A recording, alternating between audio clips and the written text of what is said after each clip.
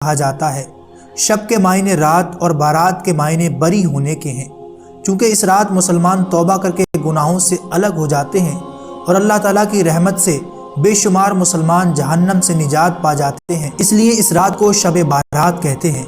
اس رات کو لیلۃ المبارکہ یعنی برکتوں والی رات اور لیلۃ الرحمتہ یعنی رحمت نازل ہونے والی رات بھی کہا جاتا ہے۔ قرآن مجید میں اللہ ارشاد فرماتا ہے، قسم ہے اس روشن کتاب کی، بے شک ہم نے اسے برکت والی رات میں اتارا، بے شک ہم ڈر سنانے والے ہیں،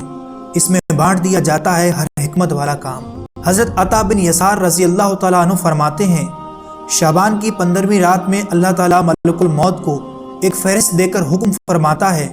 کہ جن جن لوگوں کے نام اس میں لکھ دیے ہیں ان کی روحوں کو آئندہ سال مقررہ وقتوں میں قبض کرنا۔ تو اس شعبان میں لوگوں کے حالات یہ ہوتے ہیں کہ کوئی باغوں میں درخت کاٹنے کی فکر میں ہوتا ہے، تو کوئی شادی کی تیاریوں میں مصروف ہوتا ہے، کوئی کوٹھی بنگلہ بنوا رہا ہوتا ہے، حالانکہ ان کے نام مردہ لوگوں کی فہرست میں لکھے جا چکے ہوتے ہیں۔ محترم مسلمان بھائیوں، 15 شعبان المعظم کی رات بڑی اہم رات ہے۔ اس رات لوگوں کے اعمال اللہ عز و جل کی بارگاہ میں پیش کیے جاتے ہیں اور آئندہ سال تک کے احکامات نافذ کیے جاتے ہیں۔ اس رات نہ جانے کس کی قسمت میں کیا لکھ دیا جائے۔ اس رات میں جہنم کی آگ سے چھٹکارا حاصل کرنے کے لیے استغفار کرنا چاہیے۔ حضرت عائشہ صدیقہ رضی اللہ تعالیٰ عنہا فرماتی ہیں کہ اللہ کے رسول صلی اللہ علیہ وسلم نے فرمایا، کیا تم جانتی ہو کہ شعبان کی 15ویں شب میں کیا ہوتا ہے؟ میں نے عرض کیا، یا رسول اللہ صلی اللہ علیہ وسلم آپ فرمائیں۔ ارشاد ہوا، آئندہ سال میں جتنے بھی پیدا ہونے والے ہوتے ہیں وہ سب اس شب میں لکھ دیے جاتے ہیں، اور جتنے لوگ آئندہ سال میں مرنے والے ہوتے ہیں وہ بھی اس رات میں لکھ دیے جاتے ہیں، اور اس رات میں لوگوں کا رزق اتارا جاتا ہے۔ میرے دوستو، اس رات میں لوگوں کی زندگی اور موت کا فیصلہ ہو چکا ہوتا ہے،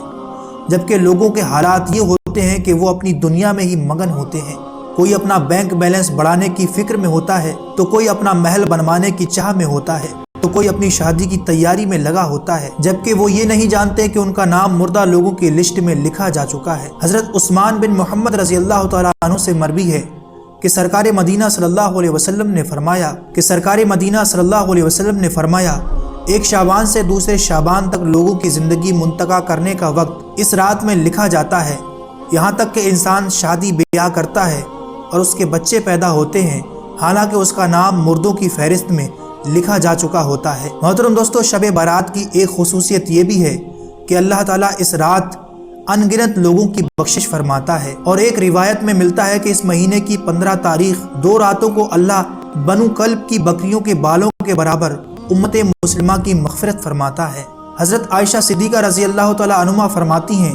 کہ ایک رات میں نے حضور صلی اللہ علیہ وسلم کو اپنے پاس نہ پایا، تو میں آپ صلی اللہ علیہ وسلم کی تلاش میں نکلی۔ میں نے دیکھا کہ آپ صلی اللہ علیہ وسلم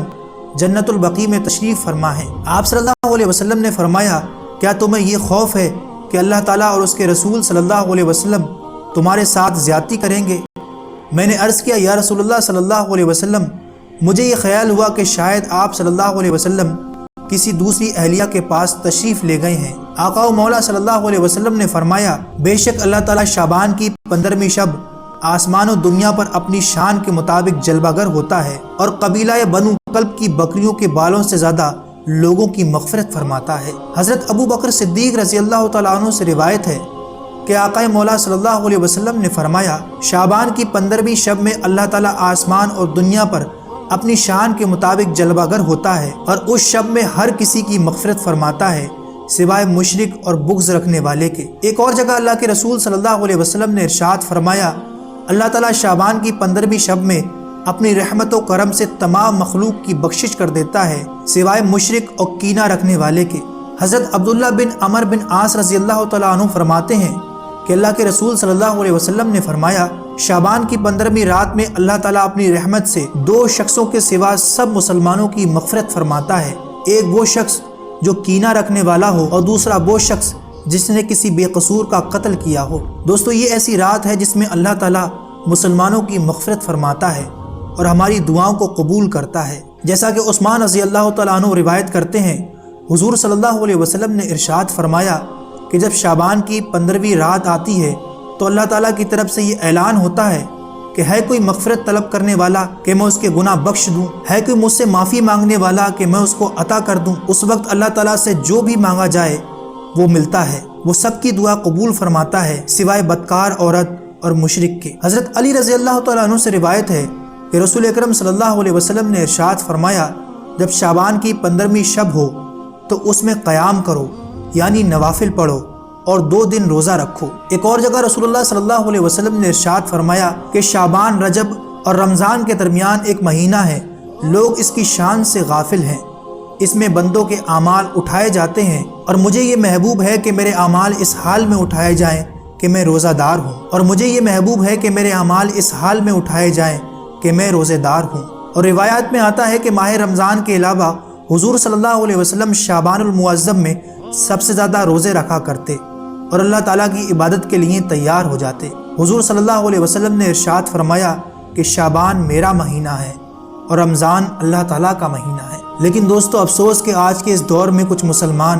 صرف کھیل تماشا کرتے ہیں اور رات بھر فضول باتوں کو لے کر گھومتے رہتے ہیں۔ یہ شریعتاً سخت گناہ ہے۔ جس رات میں ہمیں مغفرت مانگنی چاہیے، اس رات میں آج کے مسلمان فضول خرچی اور کھیل تماشوں میں گزار دیتے ہیں۔ اللہ تعالیٰ کو راضی کرنے کے بجائے الٹا ان گناہوں میں ڈوب کر اللہ تعالیٰ کو ناراض کر بیٹھتے ہیں۔ دعا ہے کہ اللہ تعالیٰ اس مقدس رات میں ہم سب کو زیادہ سے زیادہ عمل کرنے کی توفیق عطا فرمائے، اور ہمیشہ کے لیے اپنے گناہوں سے توبہ کرنی چاہیے۔ کیا پتہ ہمارا نام بھی مرنے والوں کی لسٹ میں لکھا جا چکا ہو۔ امید کرتے ہیں یہ انفارمیشن بھرا ویڈیو آپ کو پسند آیا ہوگا۔ اسے لائک اور اپنے دوستوں کو ضرور شیئر کریں۔ یہ انفارمیشن کیسی لگی کمنٹ باکس میں ضرور بتائیے گا، اور